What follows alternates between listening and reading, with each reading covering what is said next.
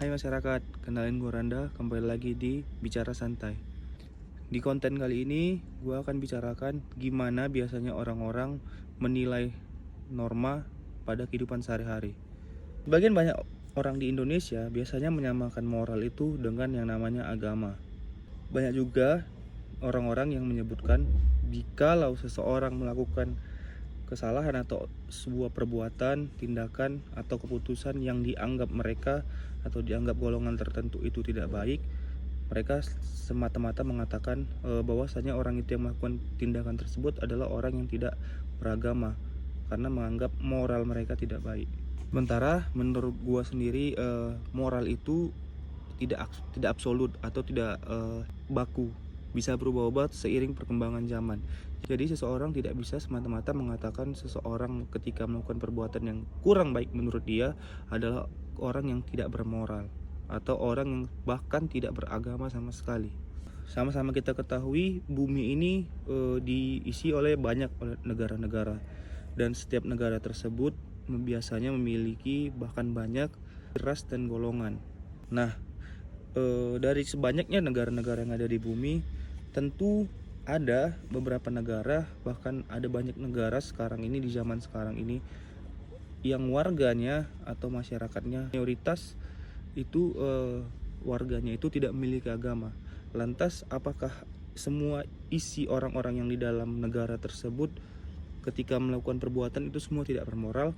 Karena kita yang di Indonesia menganggapnya orang yang tidak beragama atau yang tidak percaya satu kepercayaan itu dianggap orang tidak bermoral. Jawabannya tentu tidak. Nah, lantas bagaimana menurut gua sendiri penilaian moral tersebut bisa disandingkan kepada perbuatan salah seorang? Menurut gua, ketika orang bisa dikatakan tidak bermoral adalah ketika seseorang tersebut melakukan tindakan, keputusan, atau perbuatan yang berdampak negatif kepada pihak lainnya.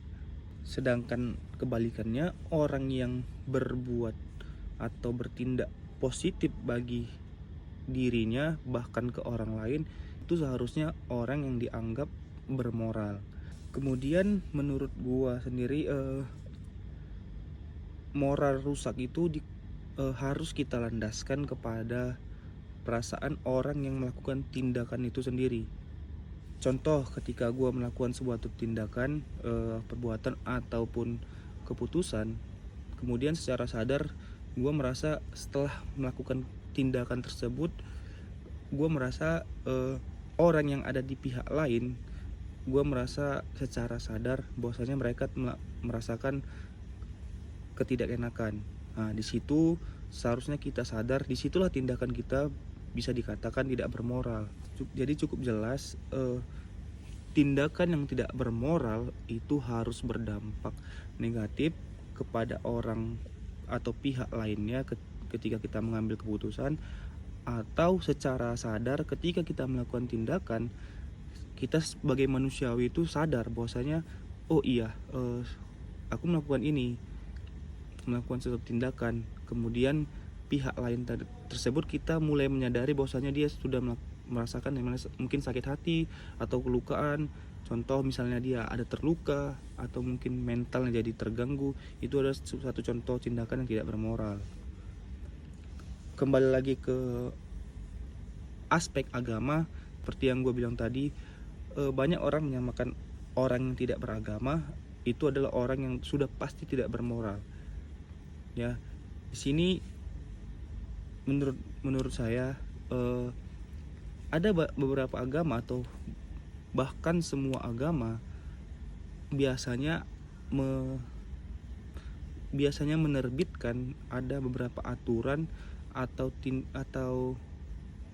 landasan yang dianggap salah, yang menurut saya sebenarnya ketika orang tersebut melakukan kesalahan itu tidak berdampak negatif kepada pihak lain. Jadi hanya sekedar norma-norma atau aturan yang sudah ditetapkan dari dulu-dulunya dan diteruskan terus-menerus berulang-ulang sampai zaman ke zaman. Jadi dianggap ketika orang yang melakukan tindakan tersebut adalah orang yang tidak bermoral. Saya ambil salah satu contohnya. Ada beberapa agama yang biasanya melarang satu dua jenis makanan atau hewan yang biasanya tidak mereka izinkan dari zaman ke zaman, atau aturan yang sudah ditetapkan oleh agama tersebut tidak boleh dimakan sama seperti agama lain.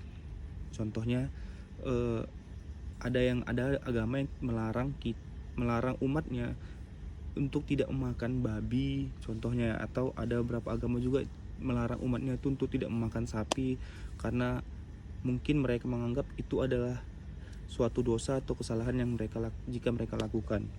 Nah, lantas ketika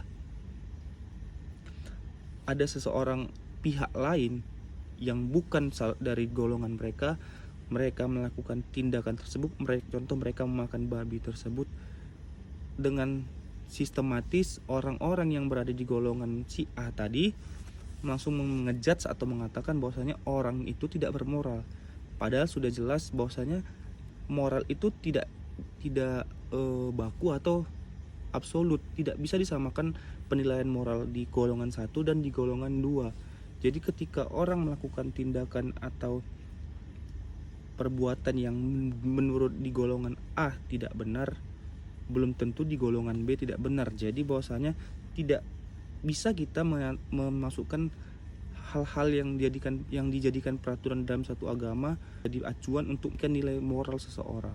Saya ambil contoh yang satu lagi mungkin biar lebih membantu teman-teman semuanya. Contoh, biasanya hampir semua agama biasanya itu melarang umatnya untuk melakukan seni tato pada tubuh umatnya. Lantas menurut teman-teman, apakah ketika orang mentato atau melakukan tindakan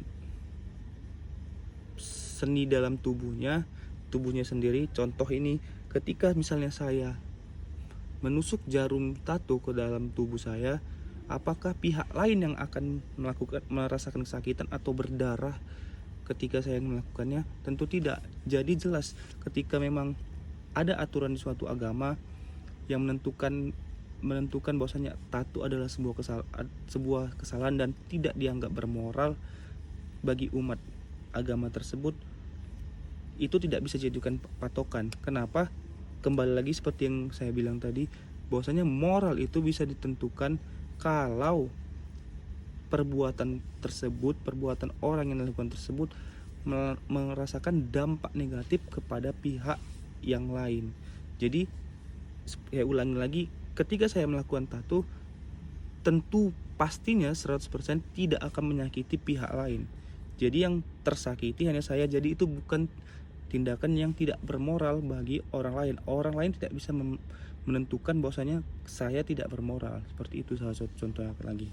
Kemudian apakah cuman agama yang melakukan kesalahan dalam penerapan nilai untuk memastikan seorang tidak bermoral? Tentu tidak. Di beberapa kasus atau di beberapa case menurut saya sendiri, aturan-aturan atau norma yang dilakukan di negara, khususnya negara kita Indonesia, ada beberapa kejadian yang menurut saya sendiri itu tidak logis atau tidak masuk akal ketika dianggap itu tindakan sesuatu yang tidak bermoral. Contohnya, tentu teman-teman tahu semua bahwasanya ketika kita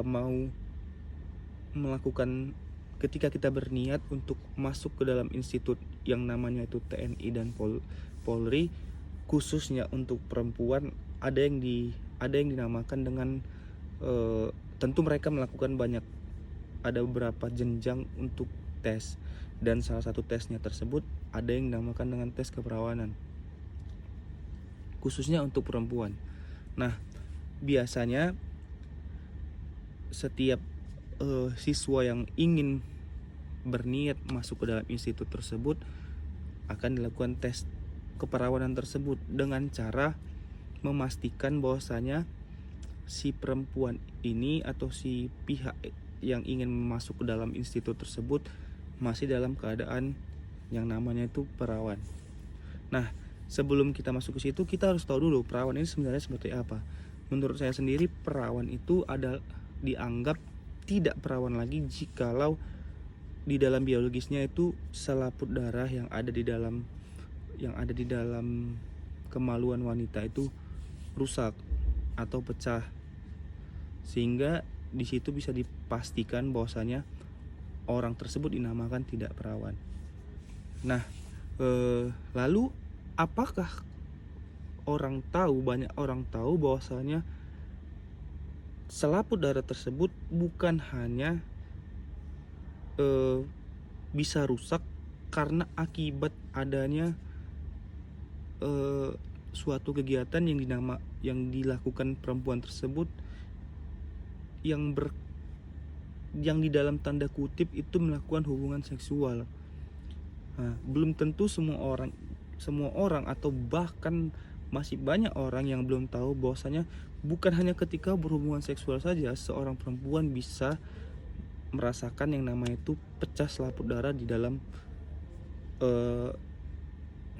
alat kemaluannya. Banyak hal, contoh misalnya jatuh dari sepeda, atau mungkin dia hobi olahraga kuda, atau bahkan dia melakukan olahraga yang berlebihan.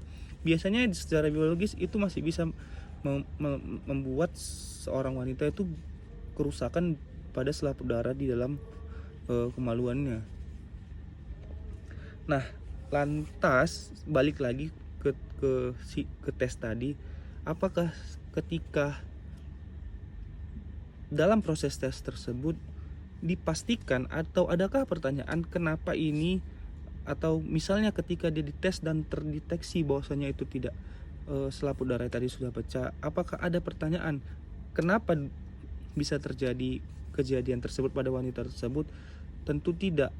Biasanya orang yang mengetes langsung mengejudge ketika orang sudah tidak perawan, otomatis moralnya rusak. Kenapa? Karena dia melakukan hubungan seksual yang berakibat pemecahan atau perusakan pada selaput darahnya di dalam organ vitalnya perempuan tersebut tadi.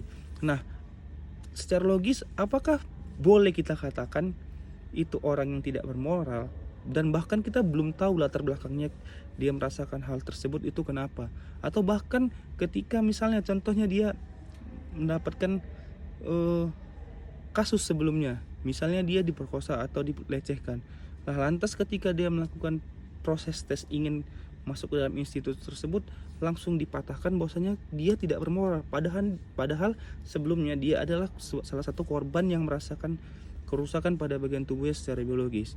Nah, itu dia. Jadi kita nggak bisa langsung memastikan orang itu tidak bermoral atau tidak beragama atau rusak sifatnya atau tindakannya hanya dengan satu acuan atau beberapa acuan. Kita harus bisa melihat dampak, latar belakang apapun itu untuk memastikan bahwasanya orang itu memang tidak bermoral atau bermoral yang baik. Jadi di sini pada intinya saya sendiri merekam video ini bukannya semata-mata merasakan keluhan atau keresahan dalam kasus ini tadi tersebut, tapi seharusnya kita semua, atau bahkan saya tidak mengajak, cuman sekedar menyarankan kepada teman-teman semua yang melihat video ini, ada baiknya kita ketika menjalani hidup, ketika kita memastikan menilai atau mengejat seseorang ketika melakukan tindakan atau perbuatan, dan kita berani mengatakan dia bermoral atau tidaknya, kita harus lihat dulu latar belakang, dampak, dan apa yang terjadi ketika orang tersebut melakukan tindakannya. Jadi kita tidak semata-mata orang yang asal-asal sebut karena hanya ada aturan-aturan yang dibuat pada zaman dulu yang diteruskan sampai zaman sekarang. Sementara kita harusnya lebih belajar, harus lebih tahu, harus lebih mengerti apa yang terjadi sekarang bukan yang terjadi dahulu. Mungkin itu aja dari saya hari ini.